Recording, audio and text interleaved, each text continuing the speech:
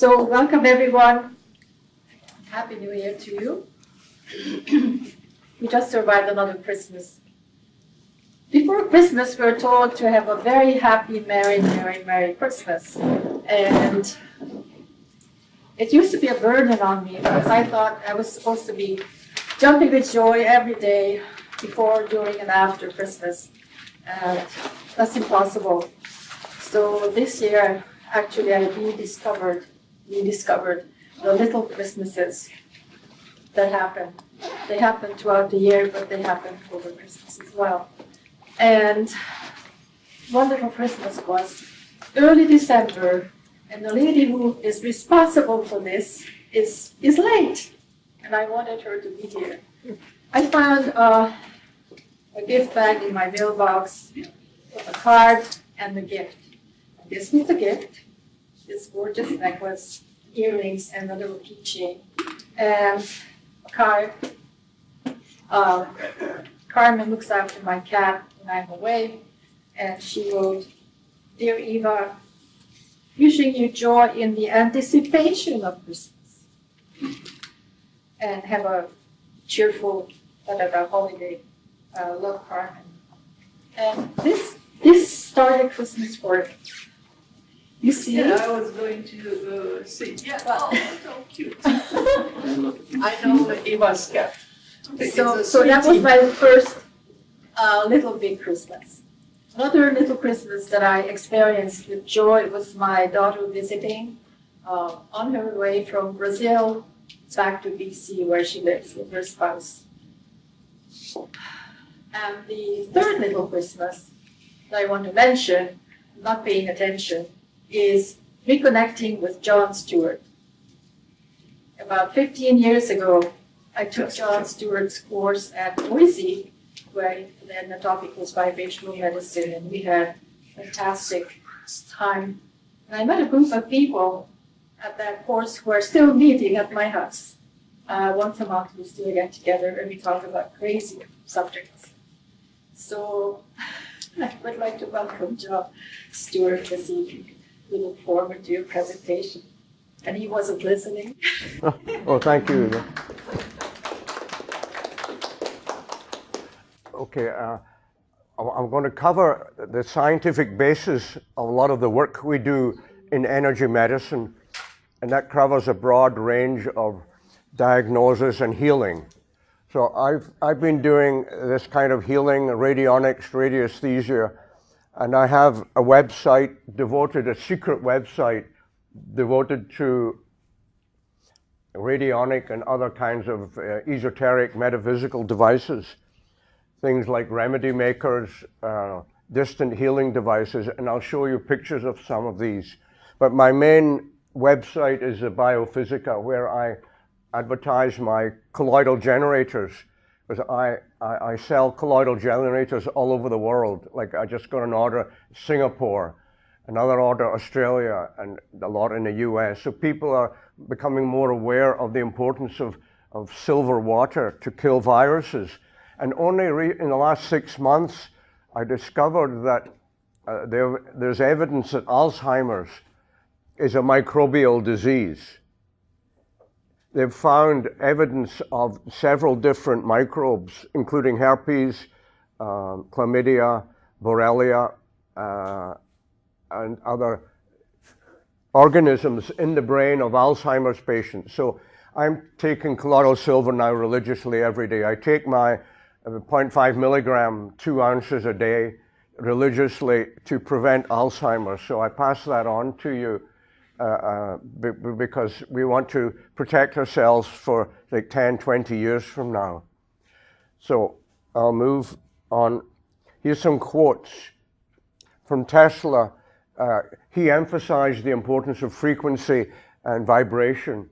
And we know that that's important in our work. The vibration and frequency enhances our healing ability. Yeah.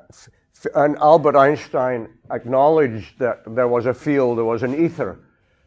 At first he didn't believe it, but later in his life he said there has to be an ether or a matrix in the universe that is higher dimensional, that we cannot see, that carries all the information that is brought down to our physical plane, our 3D plane from 5D and higher. And then St. Georgie says, he talks about electrons, and that's true. All chemistry and body processes are electronic. And the reason for that is that on an atom, we have the nucleus. But around the nucleus, as you remember from high school, there are electrons spinning around, and it's the outer electron, called the valence electron, that they link up together to form sodium chloride, for example. The sodium atom and the chloride atom, they come together and they boom, their external electrons create that chemical. And that's going all in our body. Energy transfer from ATP, for example, ATP, adenosine triphosphate. All that energy is pure electrons.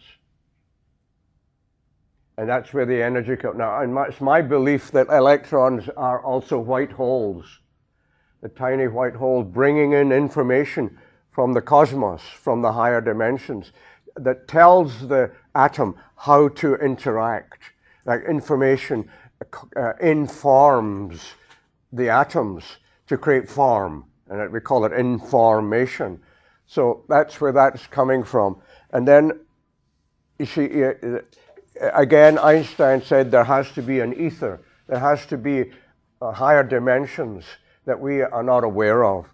And then finally, when you're doing this kind of 5D work, whether it's dowsing or healing, remote viewing, don't apply linear thinking. It doesn't work. Linear logic doesn't work for 5D phenomena.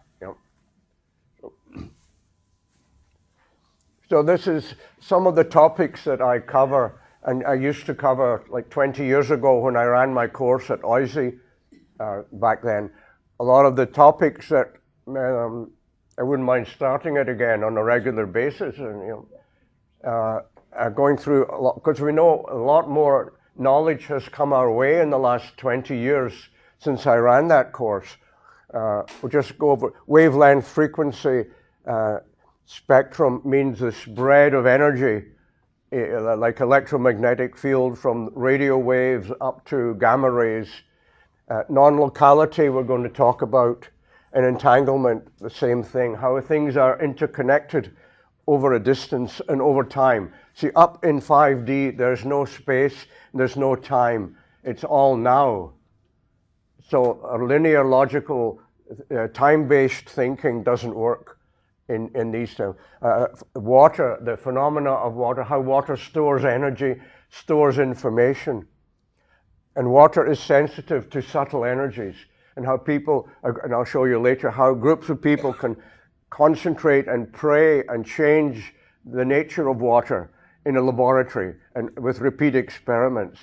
And not only that, they can change like the radioactive decay of a radioactive element. So that's pretty convincing. Yeah.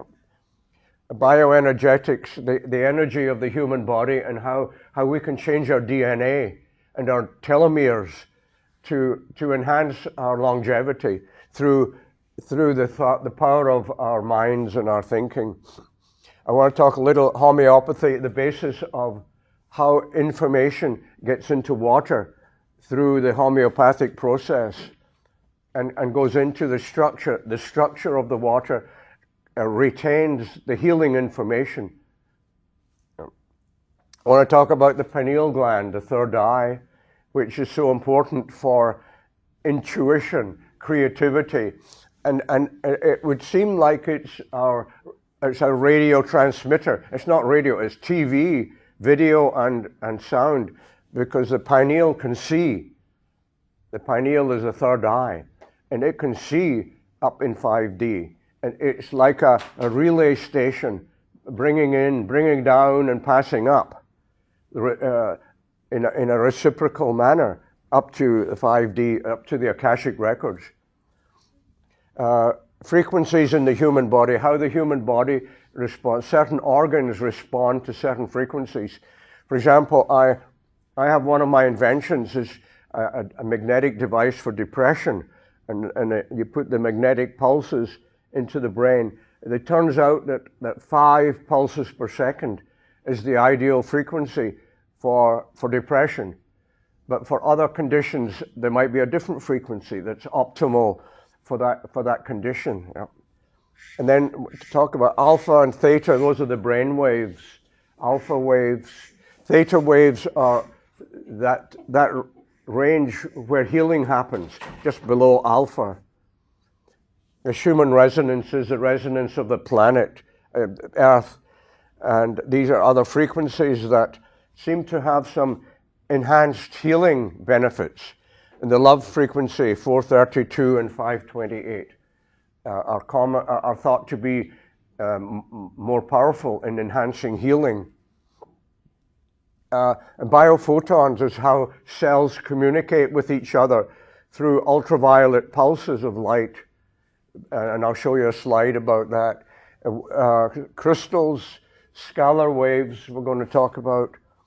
How we detect subtle energies. There are devices now that can tell us what's happening in subtle energies, positive or negative, because there are negative energies and there are positive subtle energies that affect us.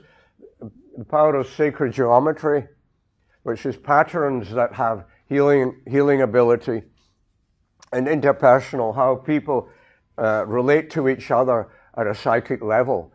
And we are all relating to each other at that level without being consciously aware of it. You know? And we're affecting each other in a group like this, for example.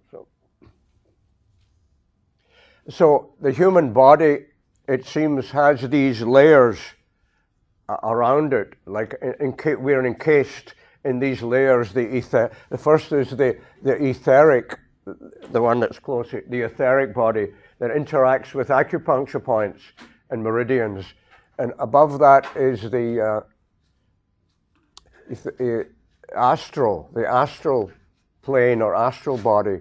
And then the mental body and the causal that has our spiritual identity.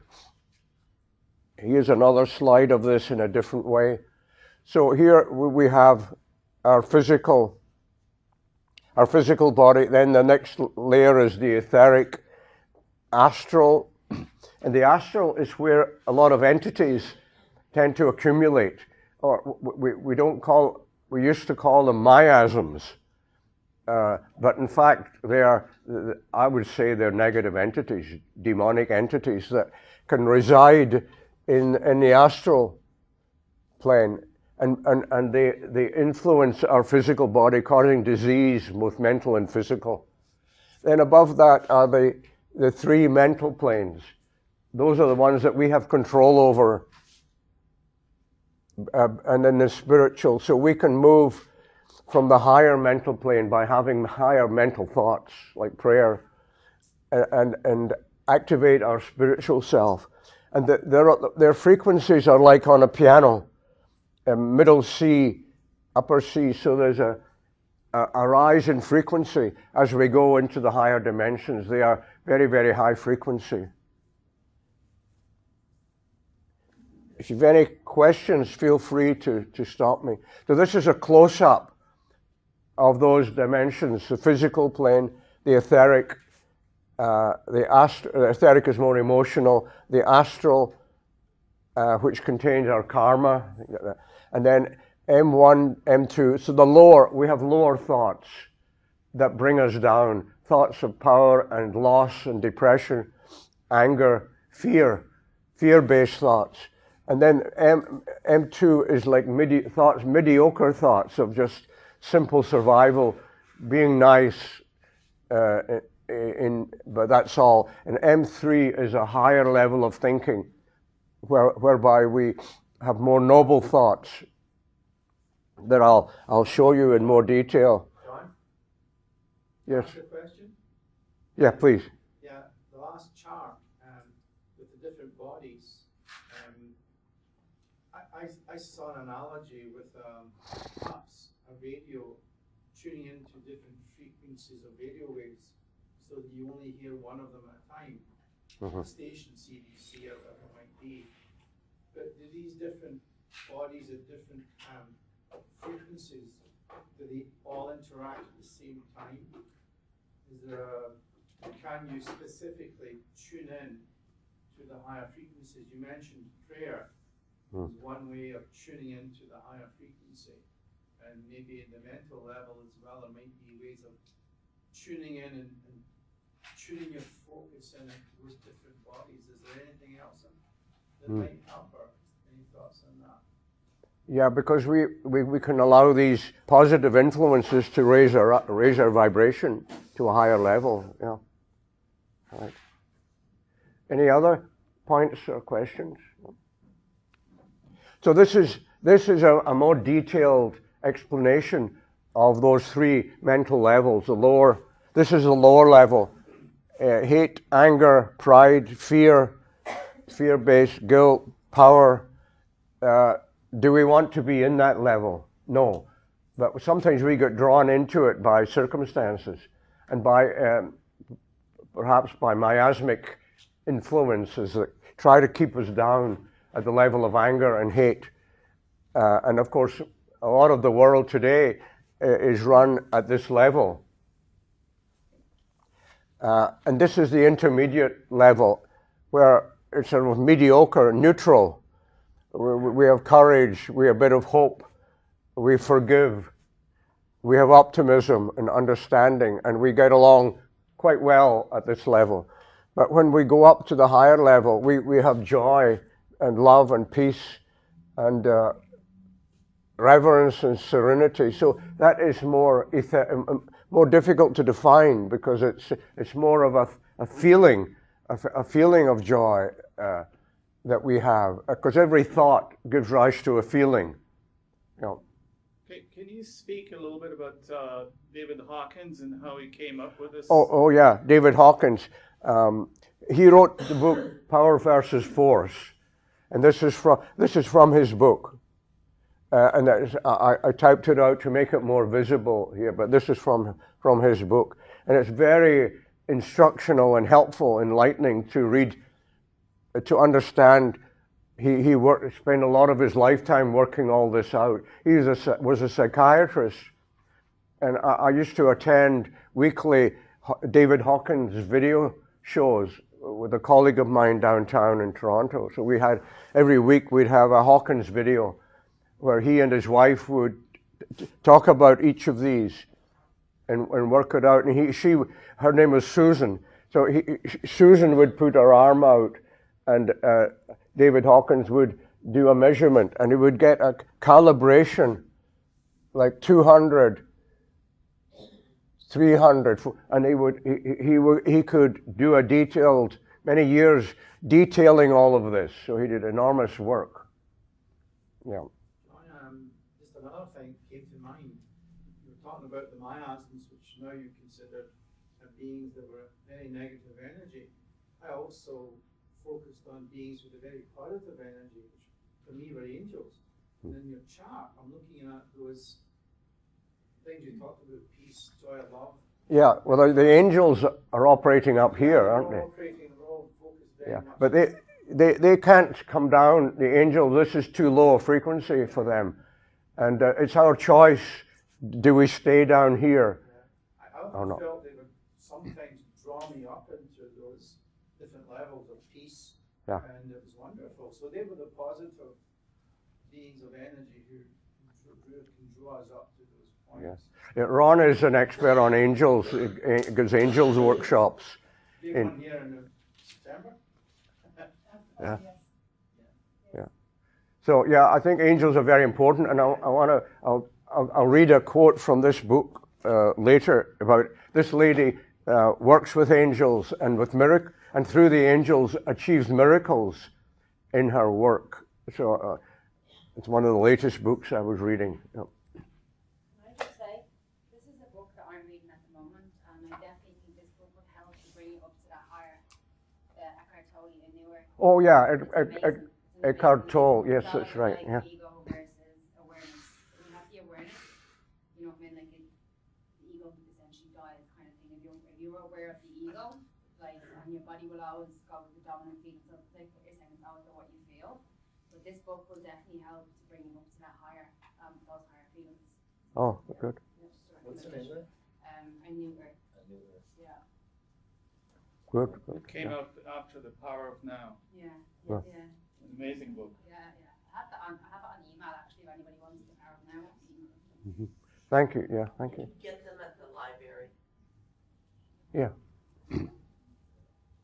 Okay, we'll move on to the energy centers in the body. You probably all know about chakras, the seven chakras that go right through from front to back, and how if you have a symptom in a certain part of your body, if you always have lung problems, then is that related to your heart chakra or your throat chakra?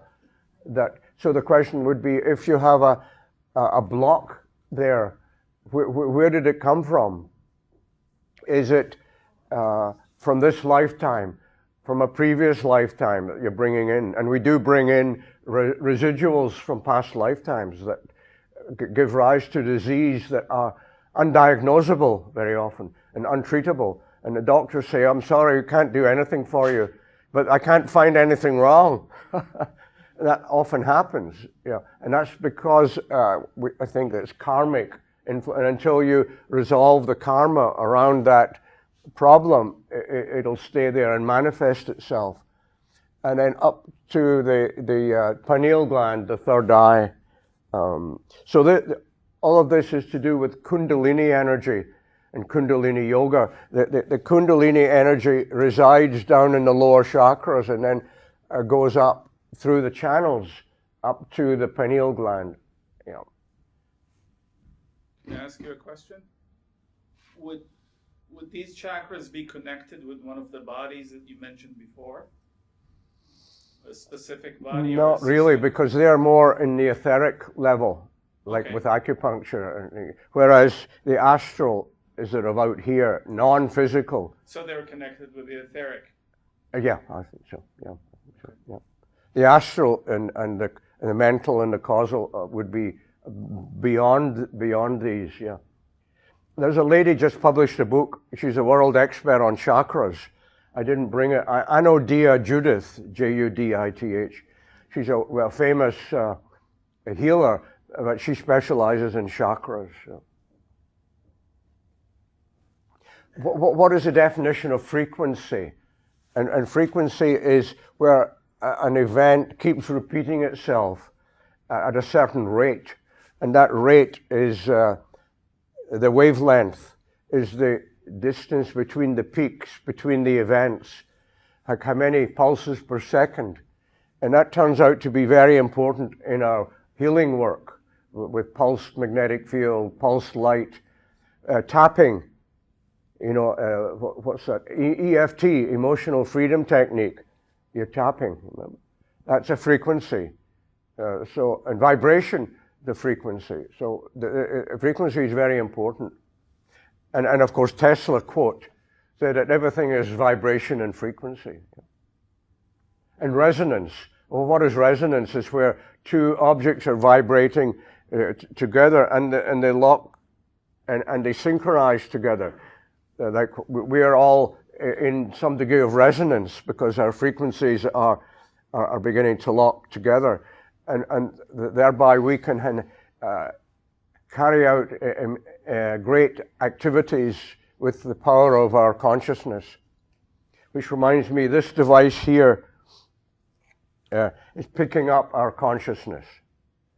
This is the famous mind lamp from Heart Math.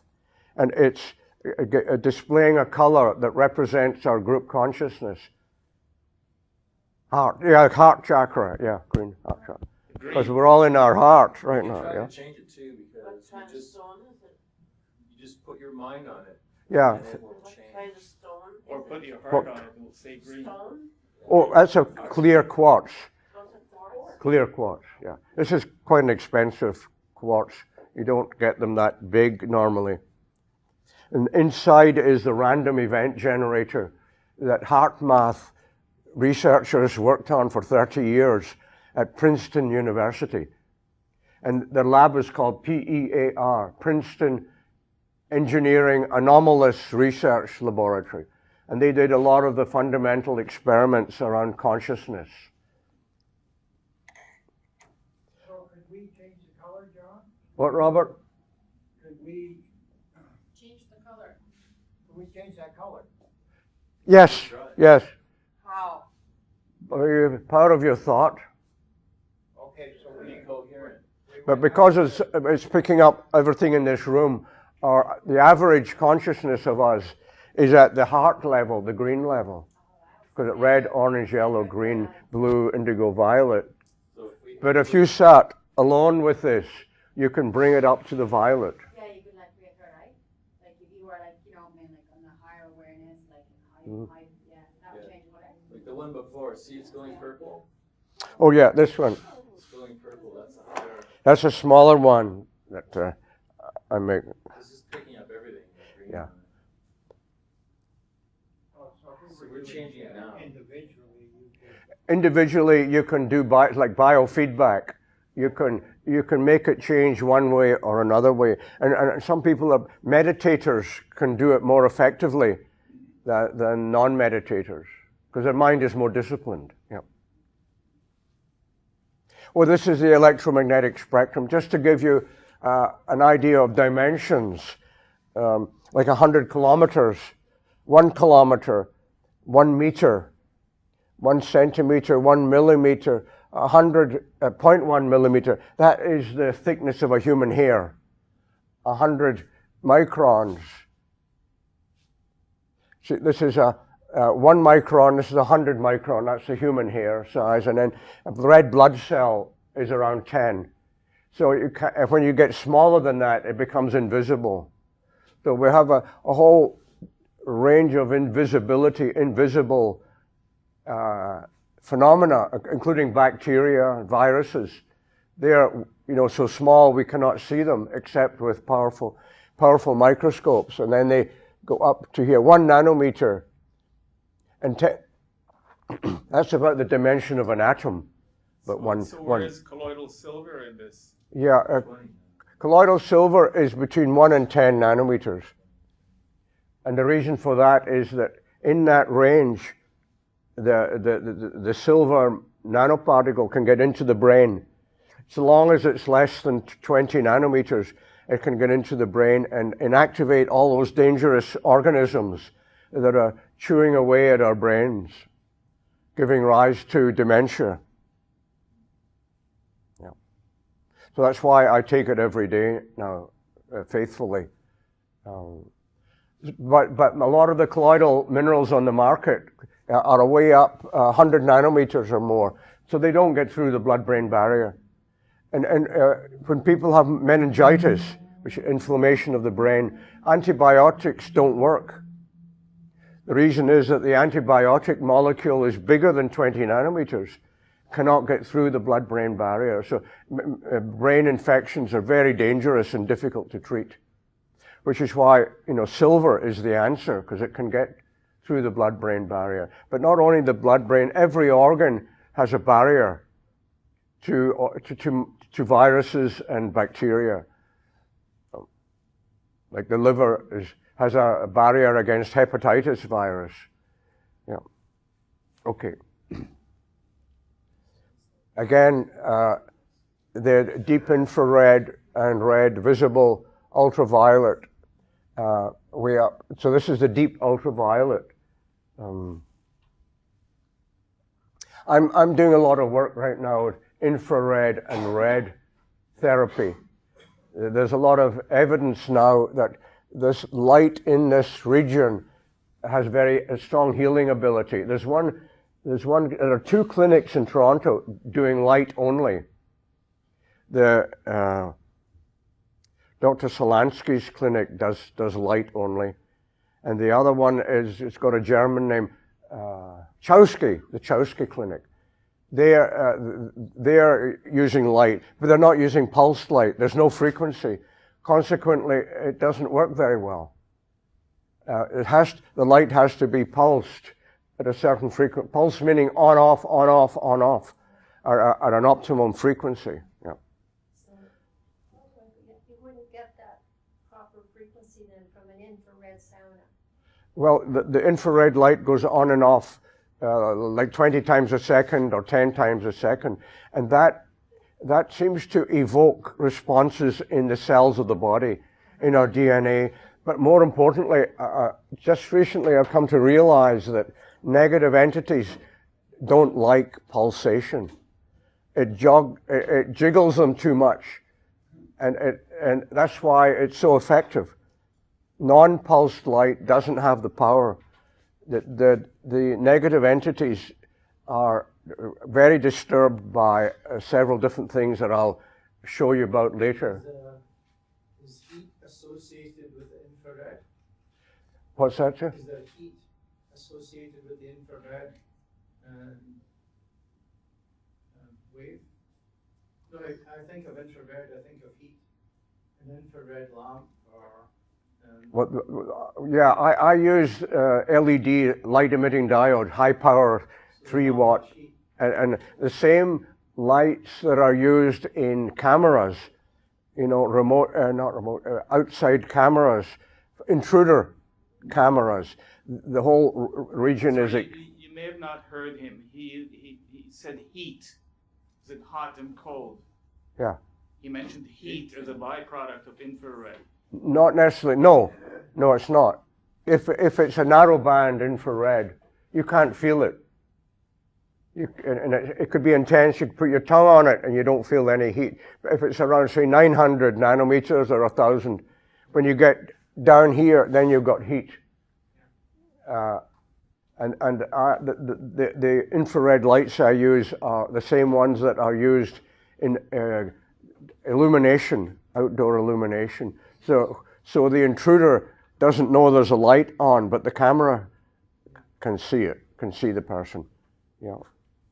What's the UVC and B and A stand? Those are deeper ultraviolet. Like down here, you've got ultraviolet, the damaging, ionizing ultraviolet that can damage tissue. Actually, there's an interesting wavelength here called 380 nanometers, just in the top of the violet, visible violet. And that has been shown to be helpful in skin cancer. 380 nanometers. And I have those LEDs that can help treat cancer. Again, the light has to be pulsed. So each frequency has its own properties and benefits. Yeah. Green, the healing aspect of green light is that it's a broad spectrum healing of many different conditions. Blue has a cooling effect on organs. So if you have hyperthyroidism, you'd irradiate it with blue light to subdue and cool down the activity of the overactive organ. Yeah. Or if it's underactive, then you'd use red to stimulate activity of your thyroid gland. Yeah.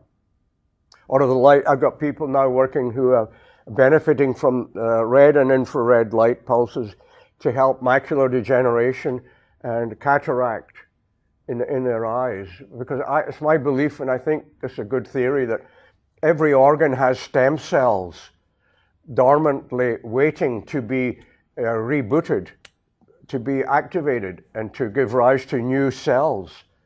But they're held back by some kind of impeding force.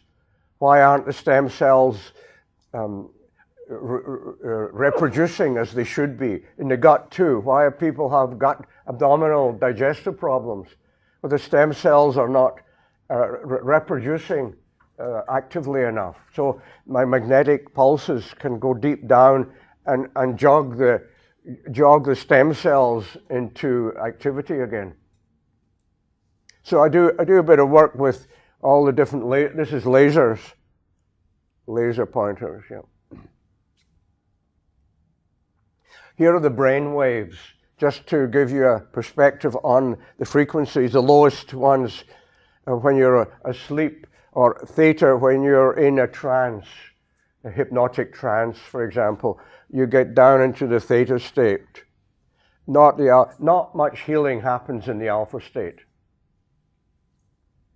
because the mind is too alert and defended, too logical, and you've got the conversation going on, negative conversations going on unconsciously up here. You've got to get, as you would know, Frank, in your work, that you've got to silence the negative thoughts that are interfering with healing.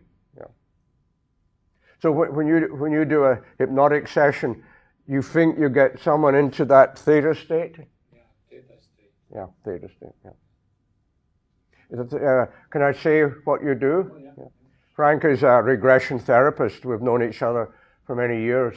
I'm a great believer in regression therapy, where you dig up old experiences that are still residing in your subtle bodies and in your chakras. And by revisiting the experience that was not fully integrated, you can re-experiencing it in a more healthy way, in a more adult way. Yeah.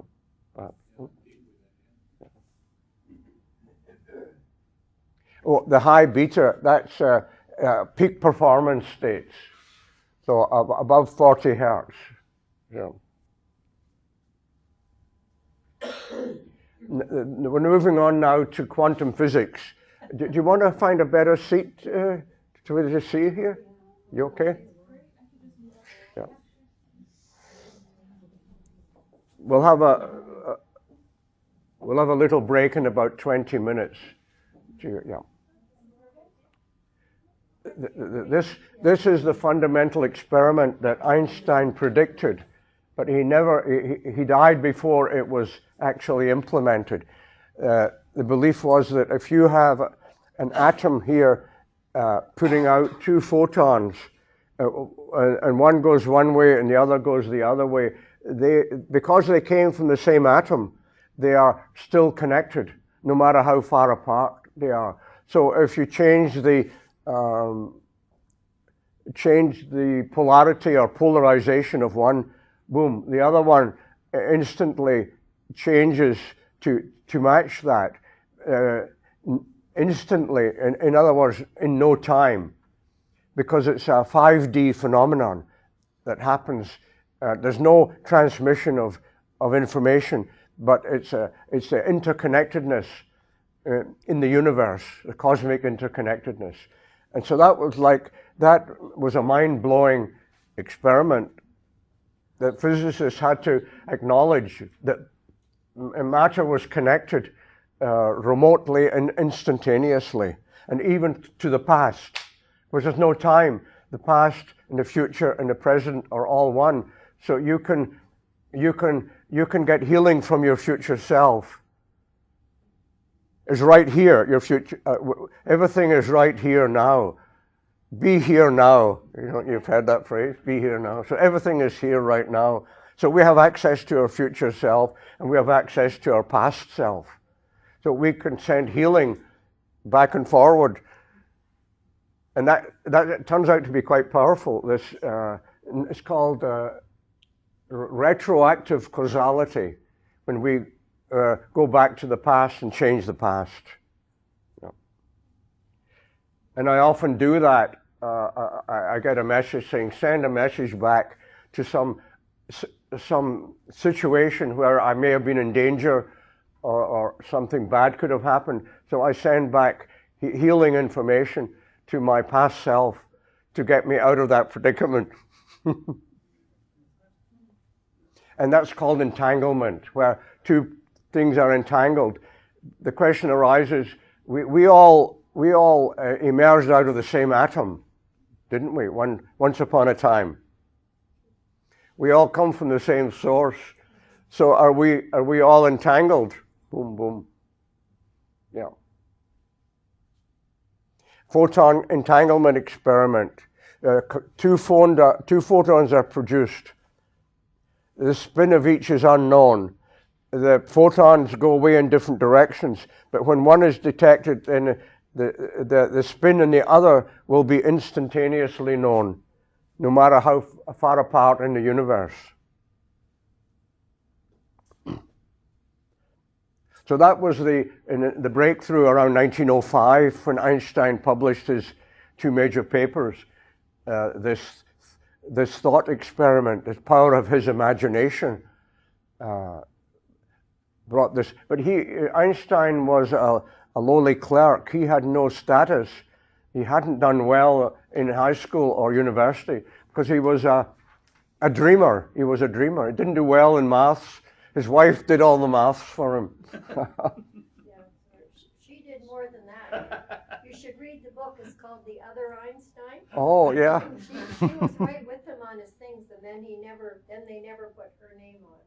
Yeah, it often happens, She doesn't it? She knew just as much, if not more, than he did. Yeah, that's right. More, I think. In music too, you know. Yeah, More, I think.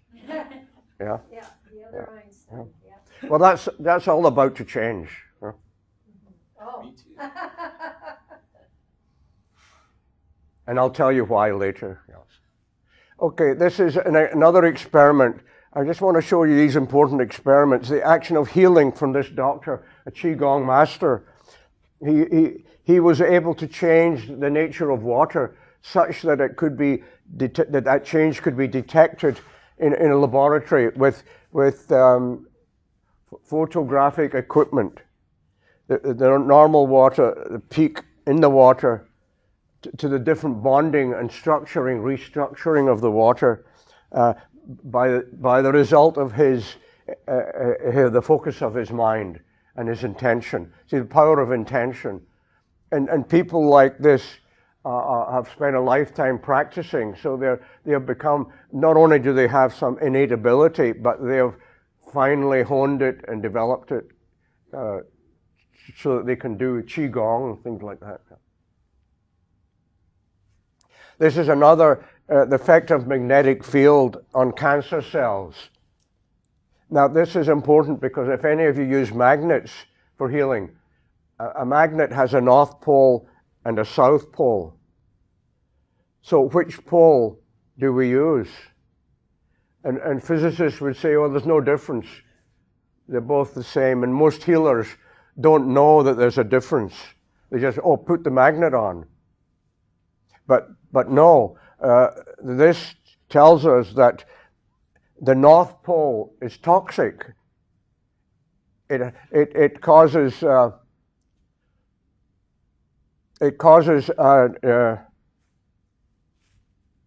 accelerated the growth of cancer cells, whereas the South Pole reduced the cancer cells. So there's a totally opposite effect. So the reason I'm showing you this is if you're using magnets, be aware of this, and don't use the North Pole. Yeah. The South Pole enhances healing. Yeah. Another experiment by Dr. Tiller, one of the world experts. He was a famous physicist down in California, Stanford University. And then he devoted his life to doing experiments related to consciousness and how consciousness interacts with matter, materials, how it can change water in 3 ways: temperature, conductivity, and pH. pH is acidity. So, and he found this IIED, which is something of great interest to me, an intention imprinted electronic device, IIED, and that's what I make all the time in my work. All my work is intention imprinted. This one I just built recently. I'm going to pass it around. It heals the chakras, but it has my intention of healing.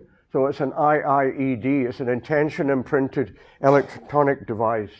So I'll pass it around so you can step through the different chakras and allow the energy to rebalance your chakras one after the other up to the top chakra.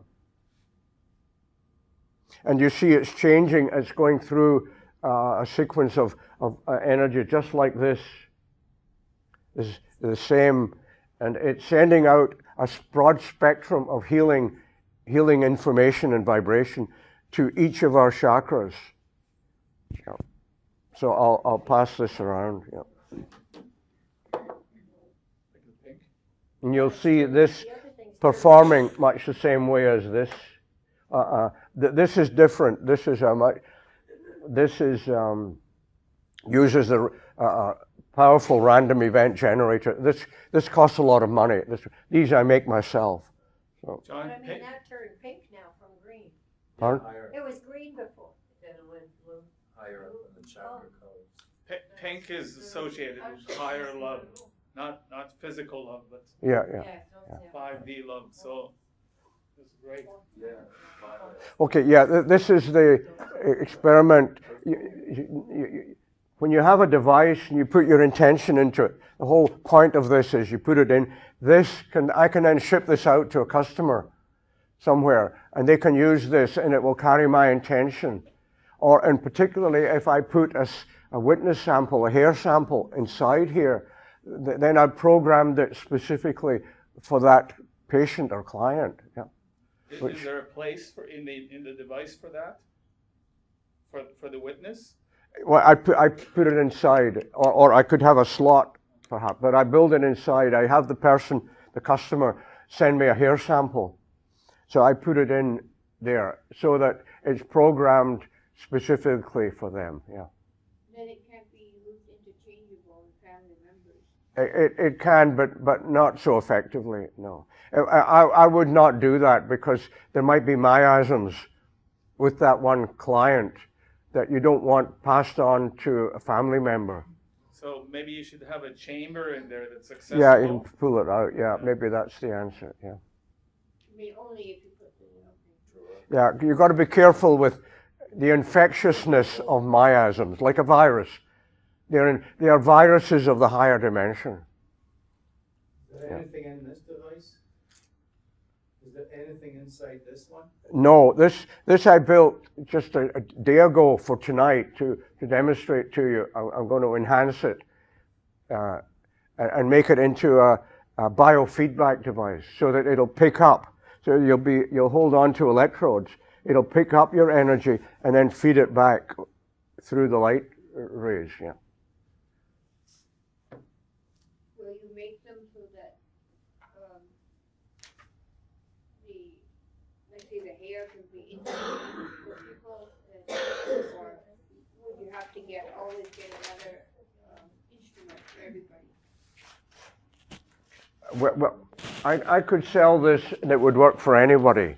No, the question is, are you going to have a chamber in there that people can put their own witness in it? Because once you put that in, then it's. No, it's got to have my intention because I'm the healer.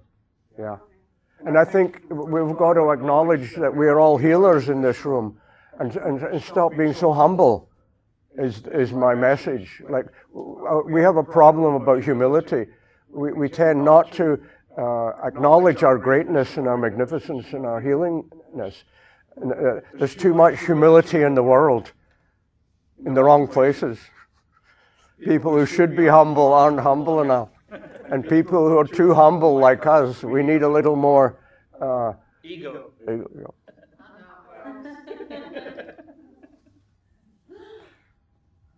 So stop being so humble. Yeah. So this is an interesting phenomenon, a quartz crystal, like this one, for example. If it was in the dark, particularly now that it's charged with light, so I could visible light from the pointed end after several hours of adapting. So you could look at it and see. I haven't had the patience to do that for several hours, but it's part of the research here.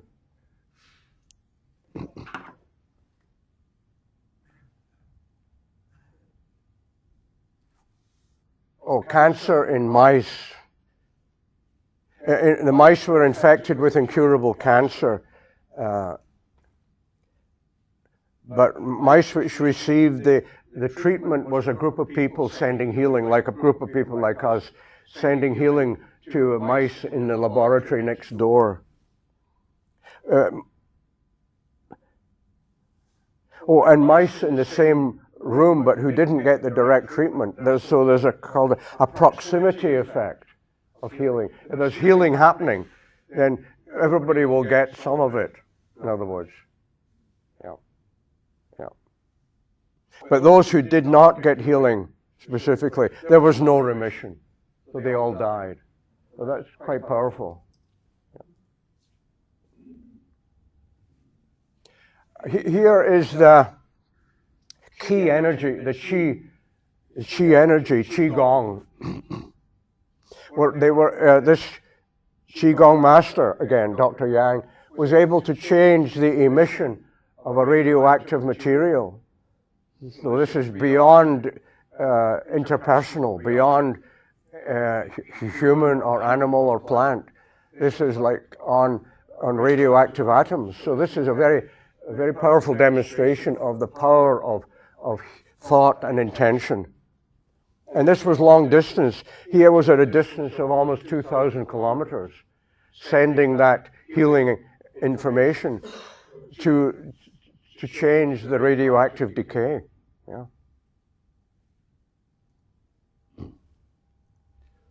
Now this is very important. I came across this by accident, and this is the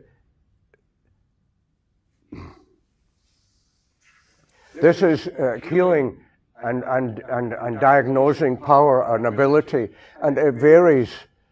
The accuracy varies the time of day. And up here at a certain time between 12 o'clock and 2 o'clock, you get a very enhanced power of your healing or your ESP or remote viewing. But down here, look what happens. It goes negative.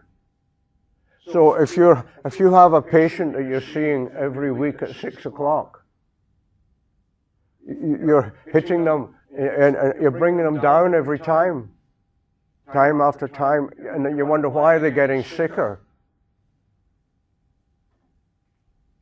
Because that's very important, and that this is these experiments are repeated and repeated, so they're reliable experiments. But this is scary if we don't know, if we are working at the same time as many therapists do, or massage therapists, or healers, psychotherapists. Why is the patient getting worse?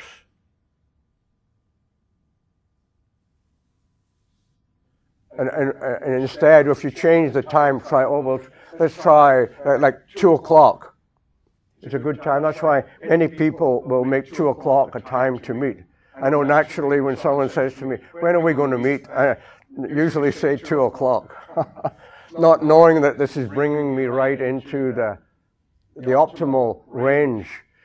Sidereal time is dependent on the part of the planet you're on, but here in the EST, Eastern Standard Time, tends to coincide with the same hours. So that's a very important slide. Yeah.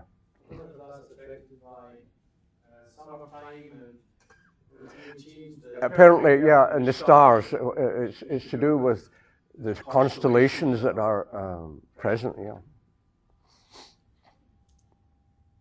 This is the brain now. That we're moving on to the pineal gland. The pineal gland is at the center of the cavity of the brain. So every time we talk or chant, the energy goes up and then focuses down on the focal point around the pineal. So the right now my pineal is being vibrated by the vibration of my voice, and my pineal is listening to every word I say. And where is it going? It's going up. It's being transmitted up from the pineal into the Akashic records. And of course, the Akashic records is also bringing information down through the pineal, which has nerves connecting it to different parts of the brain. So it's a two-way. It's two-way up. It's a circuit. So, and I think that's very important. We've got to realize that not only are we getting insights and ideas and inventions and channeling, but we're channeling upwards too. We are feeding our experiences upwards. And a good analogy and metaphor is the human body, like my hand, is being fed by the brain. My hand cannot move without the brain directing it. So that's love flowing in one direction. But the hand is feeding love back to the brain. That's a feedback loop. The feedback loop. And it's playing the piano and feeding back music to the ears, etc. And the dynamics of our physicality is being fed back upwards. Yeah. So we are responsible for what we are sending up. And that's why, the reason why it's so important to be up at that top level in the mind. Remember the three levels, the lower level, middle level, and upper mind. We want to be up at that upper mind level as much as we can and not let ourselves sink down into mediocrity or fear. Yes, Robert. Yeah. Where I go up into the pineal in meditation, and my secondary chakra system stands up. Hmm. Do you have a secondary chakra system? Yeah. I think we all have, yeah? Yeah. Well, I know we had to tell you that. Yeah. So I know you guys got one in this room. Apparently we have maybe hundreds of chakras, yeah, all over. But these are those 7 are the major ones, yeah? Well, I got secondary major ones going up. Yeah. So that's what happened when I hit into the pineal. I'm just stating that fact, that's all. Any other comments, questions? Oh yeah, this is the pineal and how important it is. It interacts with just about every organ in the body, including the gut, because the gut has a brain. The gut brain responding. The heart brain, the retinal brain. The retina has a very elaborate brain system at the back of the eye. Yeah.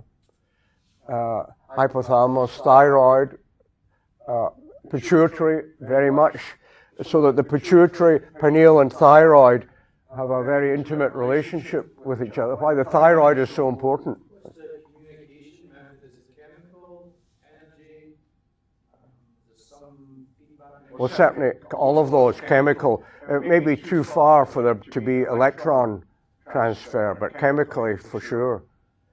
Yeah, with all these chemical transmitters. Meditation might have an impact. Some say meditation on the pineal could have effect on the other chakras, but this seems to be an interesting focal point. Well, I have a machine that stimulates the pineal. I call it the pineal stim. So what would you say is the primary function of the pineal gland in the physical domain? It's called the organ of aging.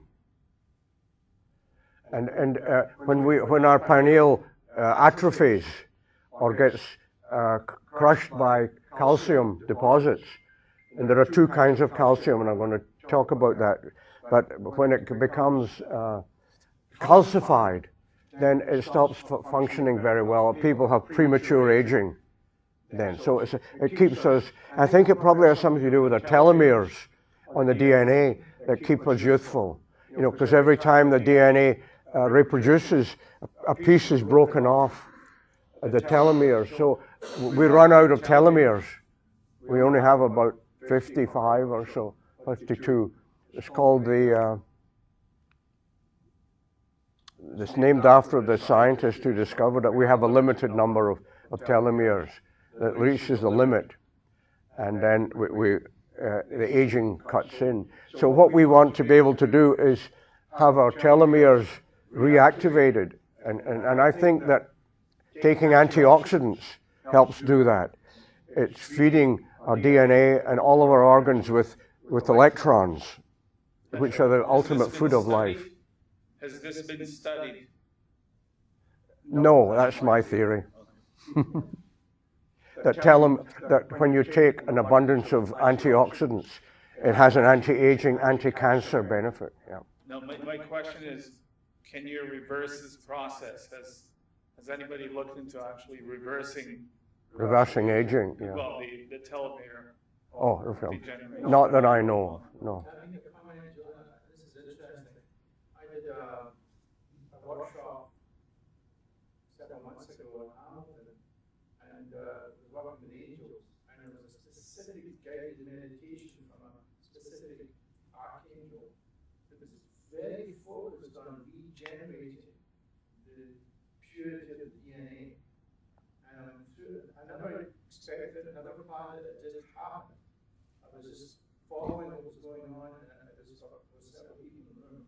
And I knew specifically it was targeting a method of regenerating those DNA broken parts.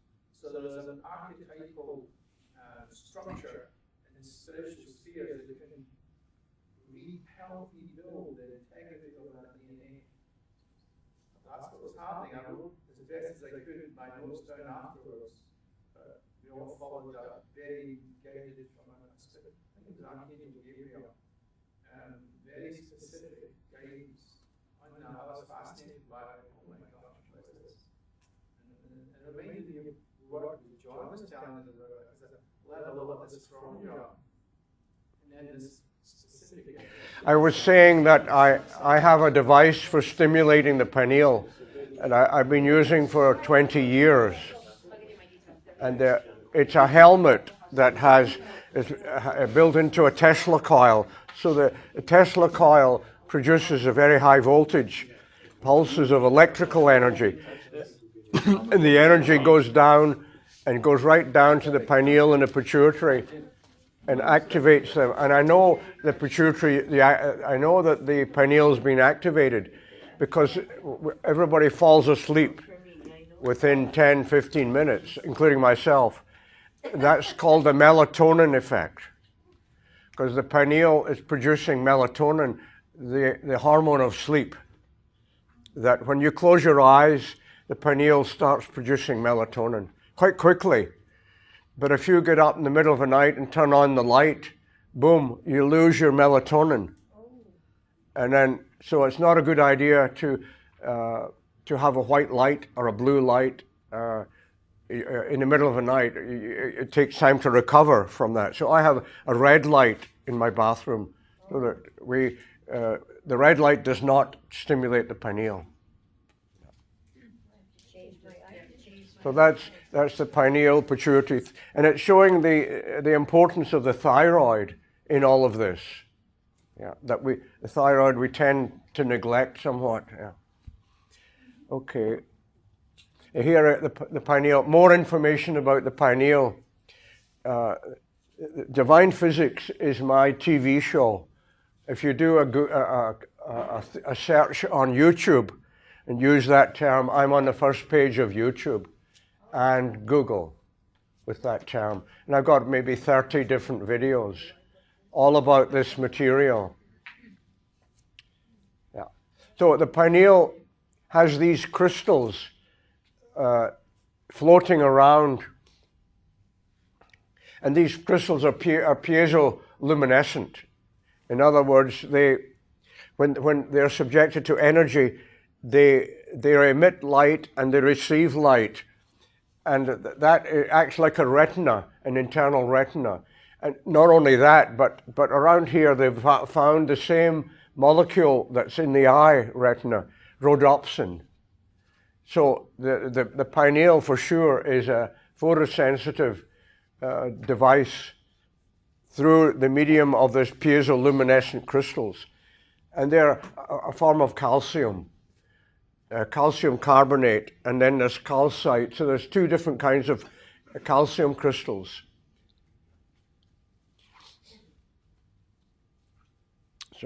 So maybe when we are having visions or internal pictures, we close our eye and we can see a picture. Maybe it's through the pineal that we are able to create an image through, this is a screen, a three-dimensional screen of crystals.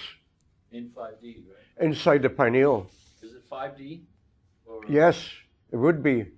It's picking up, it's transmuting 5D to 3D into nerve impulses and back up. So whatever we see is fed back. Oh yeah, calcite microcrystals in the pineal have been shown. They're very small, 20 microns. So that's a fifth of the size diameter of a human hair, barely visible. In ancient times, they recognized the sand. They call it sand in the pineal. And they wondered, why is there sand in the pineal? But it's in fact these calcite crystals, different shapes, and different shapes will tune into different gigahertz frequencies and terahertz frequencies. You know.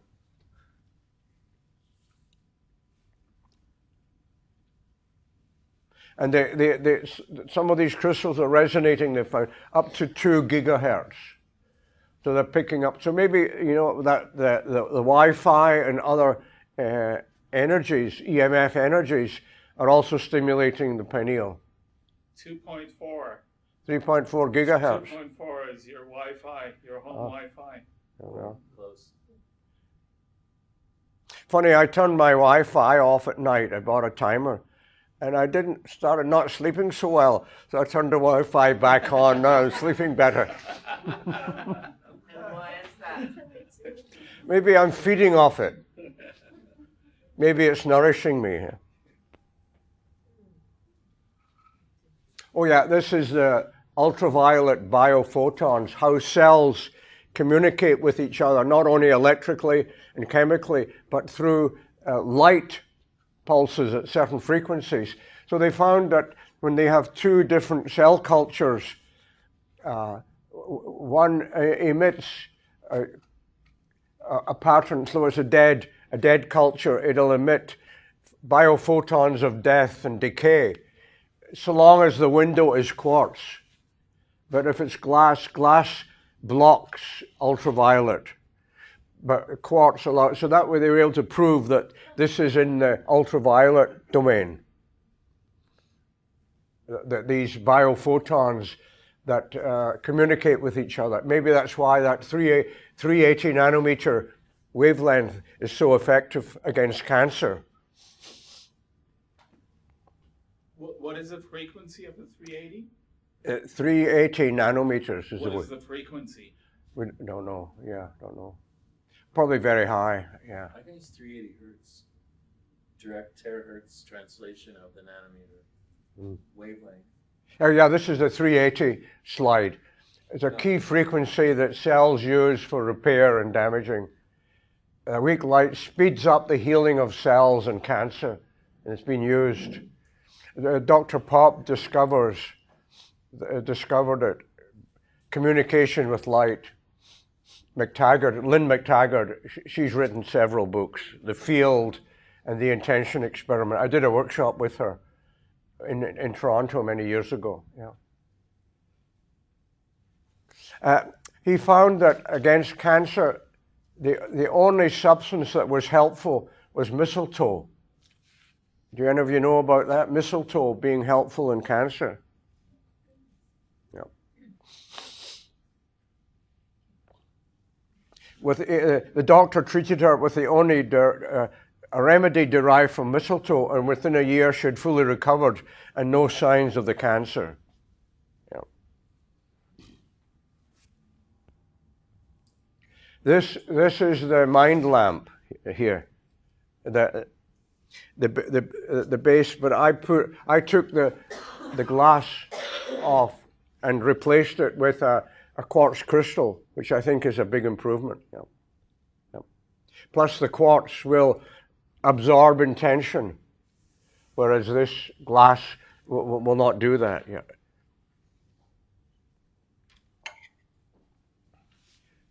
A random event generator that's built into the base here, a sophisticated statistical white noise generator, and our consciousness can change the randomness, the statistics of the randomness that gives rise to these different colors. And there are many of these now around the planet, and they reveal prevailing changes in consciousness, like major events, like an election, or some tragedy, or airline crash, or a wedding. You get changes in the random event generator produced by this anomalous research laboratory. This is an interesting experiment.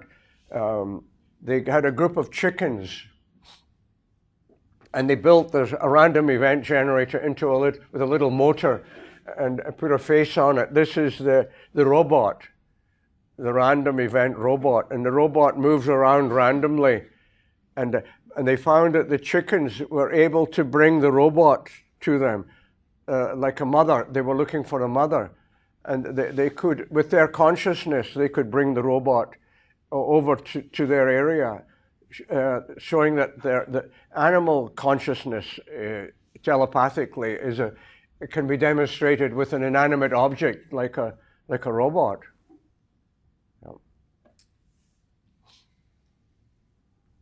So that, some people can affect equipment.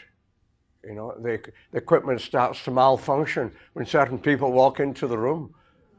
So this is a similar kind of phenomenon, yeah. And animals too, and plants. You all remember the famous experiment by Baxter, yeah, I think. Cleve Baxter, back in the 50s or 50s, yeah. 50s. He was a CIA agent who was an expert on polygraphy, lie detection, and he'd have EEG electrodes all over and over the heart, and he would be able to tell if someone was telling a lie or not. So he had all the equipment, and he put electrodes on a plant, a philodendron plant, and he found that he was getting similar waveforms as a human would from the plant. But then he thought, well, let me try an experiment. I'm going to burn one of the leaves.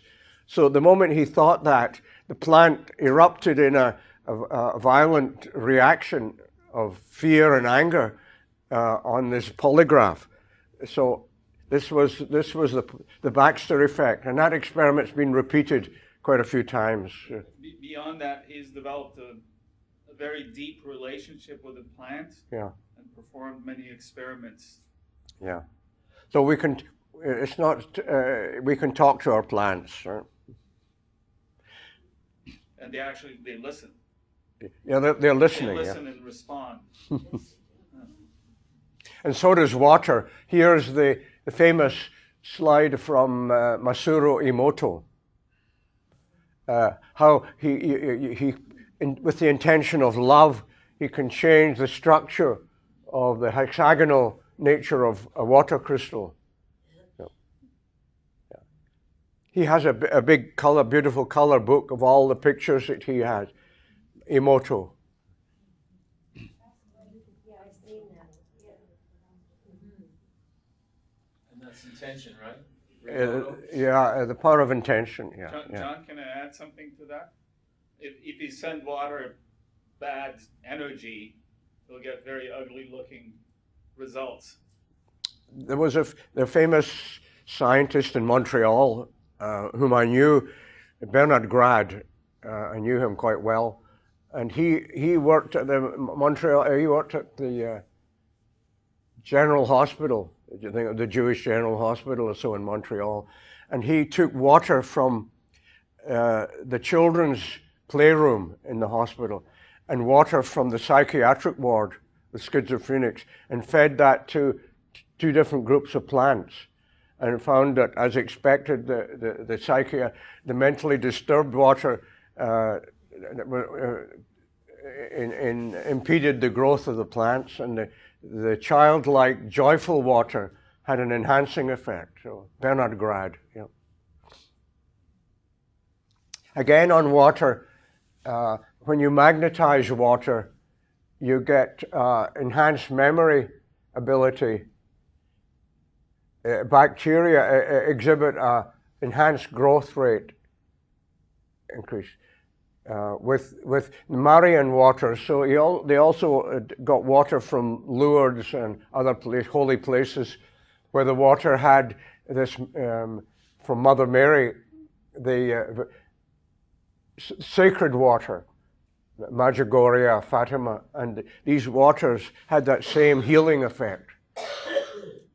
But one question then, in view of the north-south polarity, do we want to put a North Pole or a South Pole under our glass of water?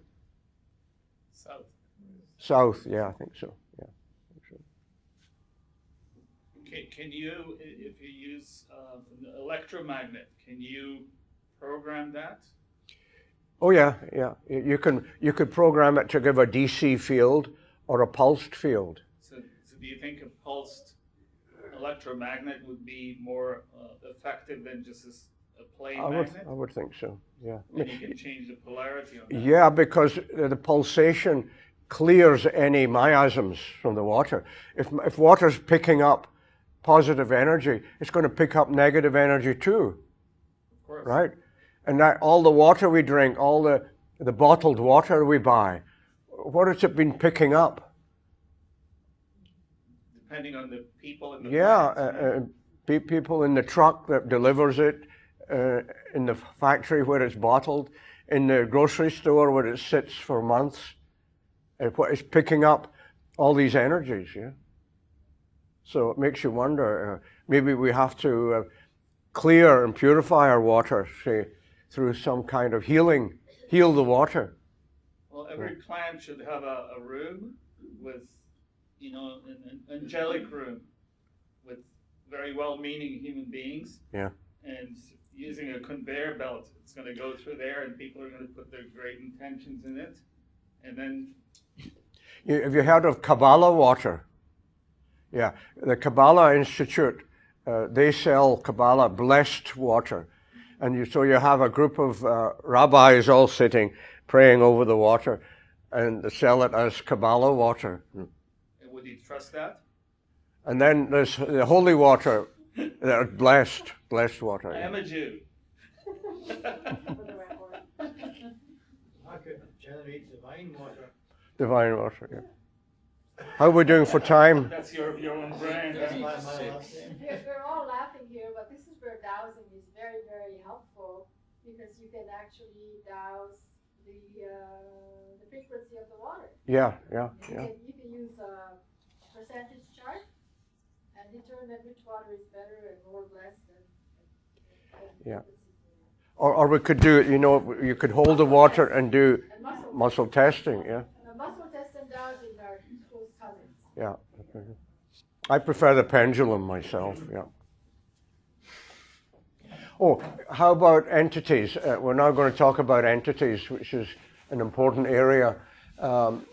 Scientists have tried to devise devices that pick up subtle energy, not non-electromagnetic, but up in the subtle area. So this is a patent. I don't have pictures of it, but it's this US patent using dielectro means a high voltage across a capacitance, and when that capacitor interacts with 5D energy, it changes the electrical activity. Electronic circuitry detects a force proportional to the presence of entities, so locate entity. Another patent, US patent, enhanced, they use a laser as well, as the laser runs through the crystal, and then and there's a voltage across the crystal. So it's a complex arrangement, and the photons in the laser beam are partially 5D, because photons are only partially physical. Photons are also of a higher dimension, so they make a good bridge between higher and dimension in us to locate entities. Yeah. John, for the uninitiated, what are photons? What? For the uninitiated, what are photons? Oh, yeah, photons are light particles like the photons are coming from here. So they're light and they impinge on our retina. And photons are released from atoms. Whenever an electron changes state, it releases energy, and that energy is radiated out as a light beam, as a photon. So do they originate in the light source? Yeah, it originates here because of electrons changing state. And every time they change state, they release a stream of photons. And a laser is where those photons are all together and they're all vibrating synchronously. That's why a laser is so powerful. In a single frequency. At a single frequency, yeah. That's called coherence, a coherent beam, versus this is incoherent. Yeah. It turns out that in the literature of light healing, it doesn't matter if the light is laser or not. They're equally effective. So that's helpful to know because we can build a cheaper LED without having to go use a laser, which is much more expensive. Yeah. So if I'm looking at this light there, which, okay, at that the little one. This device, yeah. No, not that. The one you picked out. No, the one. No. The one that the human body. The box. Oh, this. Box. And if you have a blue laser or a straight blue light there, would they appear the same? Yeah, it would appear this. Yeah, they appear the same. And you're saying that according to what you just said, they would have the same effect? The same healing effect. In other words, getting a laser to do the treatment doesn't give you any great advantage. And so a laser are much more expensive. And if you drop it, you damage the crystal. But an LED, I could drop this on the floor and it wouldn't do any damage. Yeah. And it's an LED. So it works well. Yeah. This is another protection device against miasms and entities. And I stole the idea from the Catholic Church. I used to be an altar boy. So. Well, then you have a right. That's what it looks like. So this they have in the Catholic Church, but I put a quartz crystal and sacred geometry, the Chartres labyrinth, inside. So I keep that in my office to create a field of protection. And it's got a little battery inside. Yeah. I noticed that light is in a very, very short part of the electromagnetic spectrum, visible light. There must be other energies with different frequencies that are not visible that are also powerful. Well, that's the whole idea. It's to create a bridge to higher dimensions, to bring in angelic energies. Yeah. Yeah. It doesn't have to be visible light. No. Again, it's another invention for that same purpose. This is part of a necklace that you would wear around your neck. Yeah. And there are 7 corresponding to the 7 chakras. And this is a more clinical version of the same device. Yeah. Except this one is going to have handheld electrodes. So it'll pick up your body energy and feed a healing signal back to each chakra, one after the other. Yeah. So like we can heal each chakra one after the other. That's the whole idea. Is it a little bit diagnostic if you, let's say, if the heart chakra is in the wrong color, then you know it's off? Yeah, if it's too red, for example, it should be green, the heart chakra. But if it's too red, it means that there's lower energy in the heart. Yeah. So you can use it. You can use it as a diagnostic indicator. Yeah. Okay. Well, here's another IIED, an intention imprinted electronic device using 3 microcomputers together. He found it, Dr. Tiller found it when he had 3 all combining together, he got a much more powerful effect. Not 4, not 5, not 2, but 3. So this is his 3 oscillator device. So he put his intention into this, and it gets up. And he had a crystal. It was driving a crystal like a quartz crystal. I found it was a very powerful device for healing, so that the healer or the doctor could go golfing while the device does all the healing. Yeah. Puts his intention into the device. Again, another sensor by a Russian scientist, Sergeyev, subtle energy detector. And this is the crystal, which could be a liquid or a solid, like barium titanate. And then it's picking up a voltage that's this is an amplifier out to a voltmeter, so you'd get a reading of subtle energy present. Like over a pyramid here, for example, you could put your subtle energy detector and see where is the positive and where is the negative energy and how it's flowing around. This is actually belongs to Campbell here, who makes these and sells them. And you can talk a little bit about that before we start. Yeah. Okay.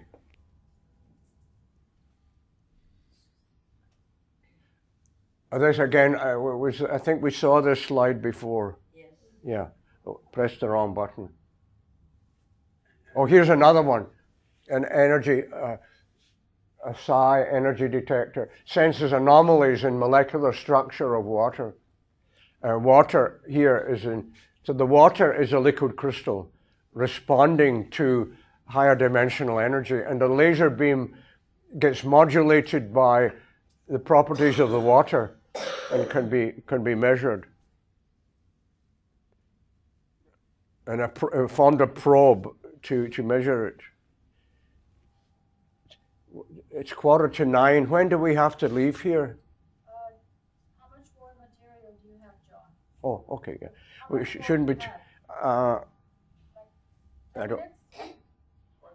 Not much more. Yeah, we'll go through quickly so that I think 9 o'clock is the deadline, isn't it? Yeah. This is a pendulum detector, pendulum that many of us use for dowsing. So this detector, Kozyrev, tried to mechanize it so that it could be more automatic. And then he did experiments with time. A dying plant emits time. Time changes, the speed of time changes. What is the speed of time? It's a stupid question, isn't it? Because we don't even know what time is, and we're told that time is an illusion. So it's changing the illusion of time. Decrease entropy is randomness. So when there's more order, we are absorbing time. Here's the telomeres that I mentioned, the little piece that breaks off when we lose it, and we only have so many. The Hayflick limit is it.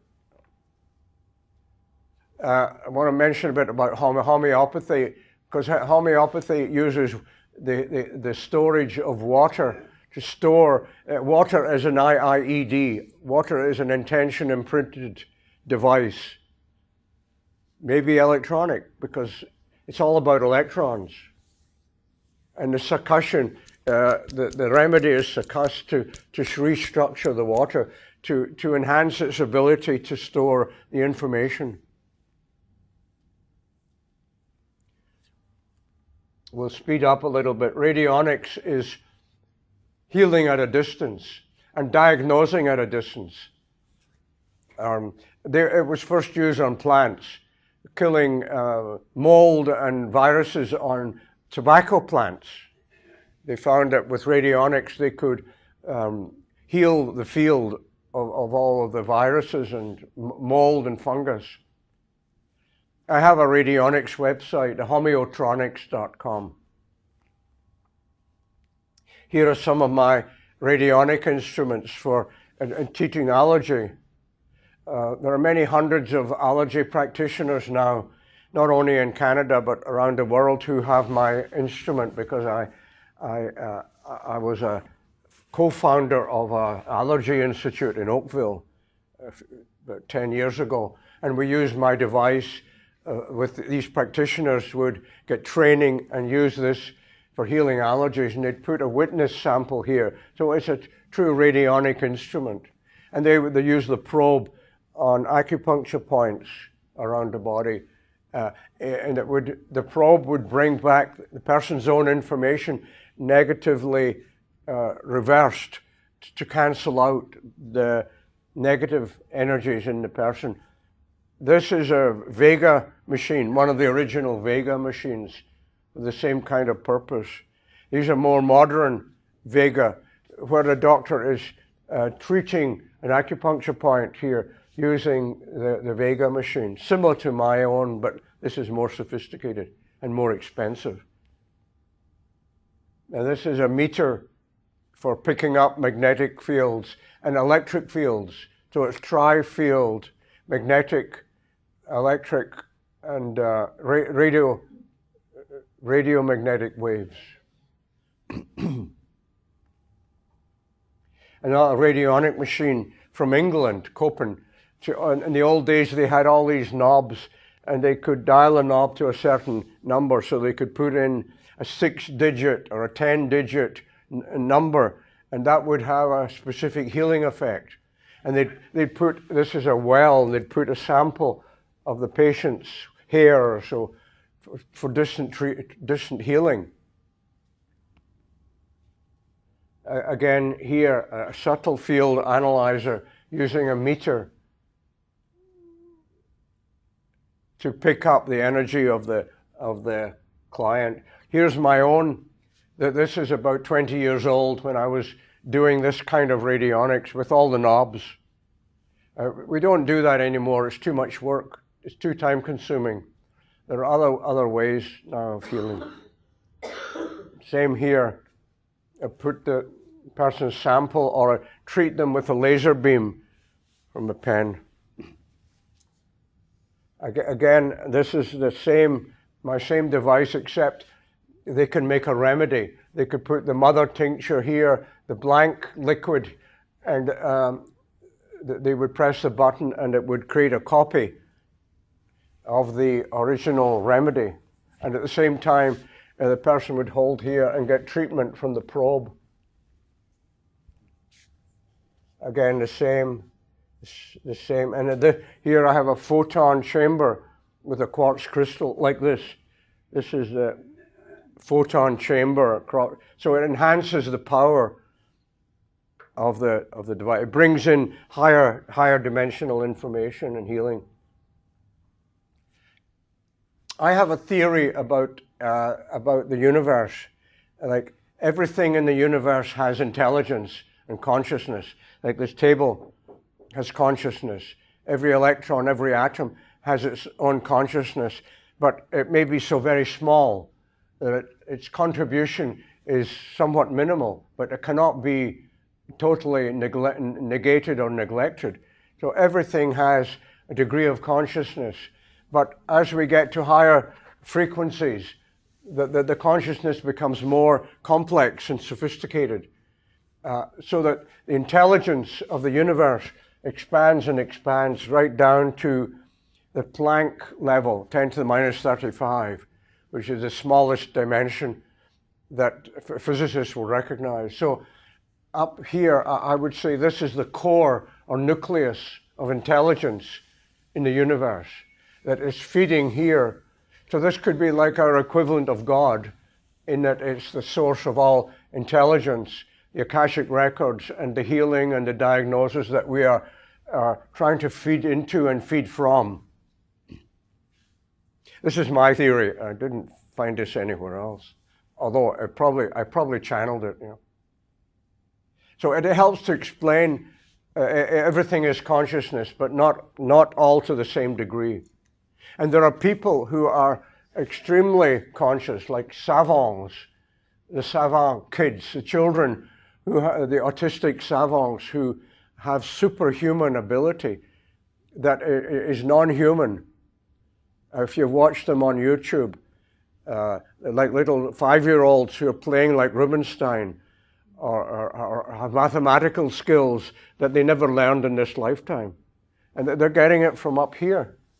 Channeling all comes from up here. And it's pouring down, pouring down.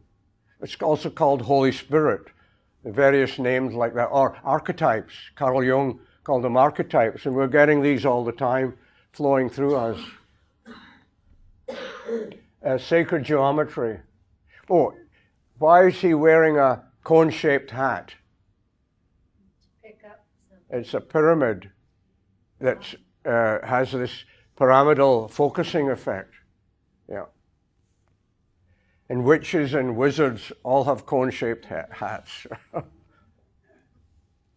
And there's a famous pyramid in Moscow, near Moscow, big tall one, for research on subtle energy. It's hollow, made from fiberglass, with a non-metallic frame. This is why Campbell makes many of his pyramids non-metallic, for reasons I don't think we fully understand, but seems to be more effective. Yeah. The flower of life, a famous sacred geometry way back from Hindu times. Another one, the Sri Yantra from ancient Indian folklore. This coil, somebody's selling this. It's not particularly sacred. It's a neat looking pattern, but it really doesn't. Although Narkovsky, who invented it, had 98% success rate in treating fatal cancer, so he put a high voltage from a Tesla coil through this.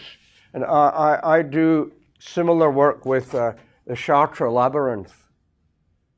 So I have customers who buy this from me. I etch it on a circuit board, and they buy this, and we put frequencies through the pattern.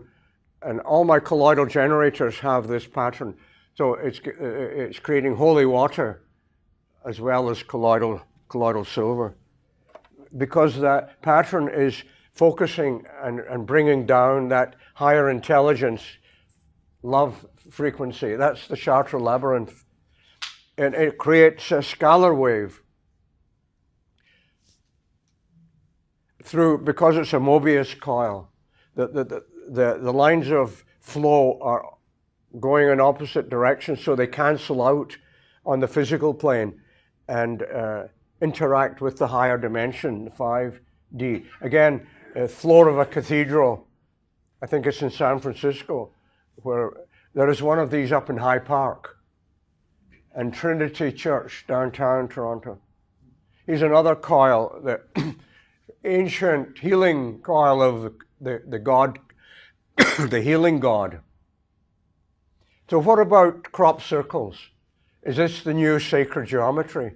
Why are we getting such elaborate, beautiful patterns from higher intelligent beings who are obviously loving, giving us a love gift, and we don't even know what to do with it, except maybe look at it and absorb it, perhaps. And there are thousands and thousands of them now, and almost every country in the world has had crop circles. So we want to question, what is the nature of the higher dimension? This is God the Mother in Chinese. And Chinese, before Mao Zedong and abolished religions, there was great reverence for the female deity, or God the Mother. And this is Kuan Yin, yin and yang. You remember? Yin and yang. Yang is the male energy, yin is the female energy. And one without the other is pathological. You have to have both working together to create a balanced universe. And that's not happening. The universe, and particularly our planet, is not balanced yang and yin. It's more yang and destructive and warlike. Here again, another Kuan Yin. And what is she doing? She has her foot, she's crushing the dragon as a sign of the demon, the devil. So interesting, you'll see shortly a similar picture. Again, Kuan Yin, and this is the Egyptian mother, God the Mother, Isis, who gave birth to Horus, equivalent to Mother Mary and Jesus. That same story repeats itself. Yeah, here's Mother Mary doing the same thing, and the serpent. They're both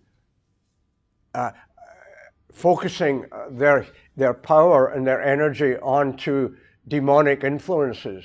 That seems to be their main purpose in keeping the planet clean and pure and devoid of negativity.